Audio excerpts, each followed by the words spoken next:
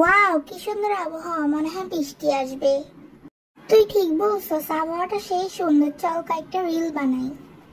তো চল, দাঁড়াছিস কেন? ছাদে চল, কয়েকটা রিল বানাবো। তো জেনি আর লিসা ছাদের মধ্যে কয়েকটা রিল বানাচ্ছিল, তখন জিসু আসলো এবং বলল, তোরা পাগল, এখন আকাশ মেঘলা হয়ে আছে, বৃষ্টি আসবে না। তোরাই বল, এখন শীতকাল, আর শীতকালে কি বৃষ্টি হয়? কি কস? এখন শীতকাল, রাস্তায় বাইরে এলে তো ঠাড়া পড়া রোদ পড়ে।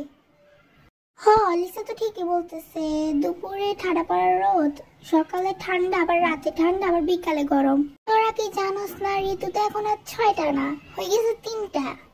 তো কেমনে জানলেন মহারানী? যদি একটু বলতেন, আমরা তো আর জানি না।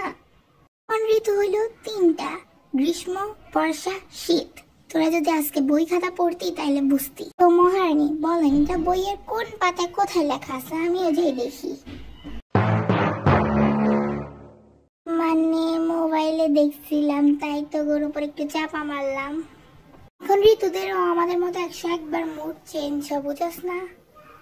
একদম ঠিক বলছিস, ঠিক আমাদের জিসুর মতো। কিছুক্ষণ পর পর বলে আমি বিশ্ব সুন্দরী, আবার কিছুক্ষণ পর বলে আমি কাইলাবতী, তাই না? কি বললি রোজের বাচ্চা, তোর খবর গেছে। আম্মু, আমারে বাঁচাও।